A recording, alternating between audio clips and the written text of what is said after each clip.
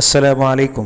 آج کی ہماری ویڈیو پنجاب کے شہروں میں بدترین سیلاب کی صورتحال کے حوالے سے ہے، اور اس وقت ضلع قصور اور ضلع ملتان کو بھی سیلاب کا بدترین خطرہ لاحق ہے۔ اس کی وجہ یہ ہے کہ ضلع قصور کا جو بارڈر ہے گنڈا سنگھ والا، اب گنڈا سنگھ والا جو بارڈر ہے وہاں یہ وہ مقام ہے جہاں سے دریائے ستلج پاکستان کی حدود میں داخل ہوتا ہے۔ عموماً یہ پورا سال یہ جو پانی ہے یہ خشک رہتا ہے، لیکن جیسے ہی انڈیا کے ڈیمز بھرتے ہیں تو وہ کیا کرتے ہیں، وہ اس پانی کو پاکستانی حدود میں داخل کرتے ہیں۔ 1955 کے بعد یہ پہلی مرتبہ ہو رہا ہے کہ اتنا بڑا ریلا ضلع قصور سے گزر رہا ہے، اور انتظامیہ کے لیے بڑا چیلنج ہے کہ وہ کس طرح شہری آبادی کو اس ریلے سے بچاتے ہیں۔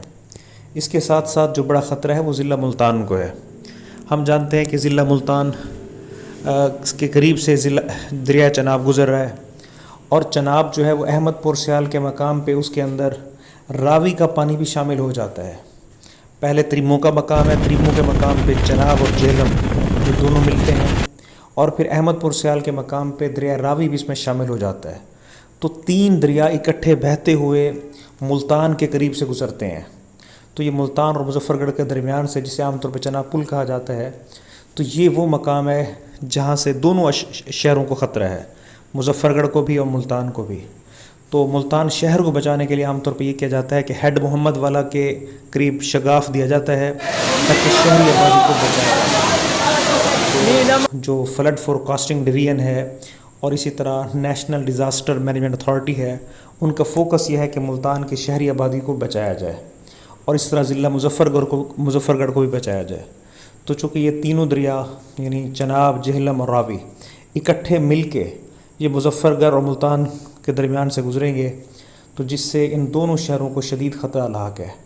اس کے بعد یہ جائے گا ہیڈ پاجنت پہ، جہاں پہ اس کے اندر ستلج کا پانی بھی شامل ہو جائے گا، اور اس کے بعد فردر جو جنوبی پنجاب کے دوسرے اضلاع ہیں جیسے کوٹ مٹھن ہے، وہاں پہ یہ دریائے سندھ کے اندر جب شامل ہوں گے تو ضلع راجن پور کو بھی سیلاب کا شدید خطرہ ہے۔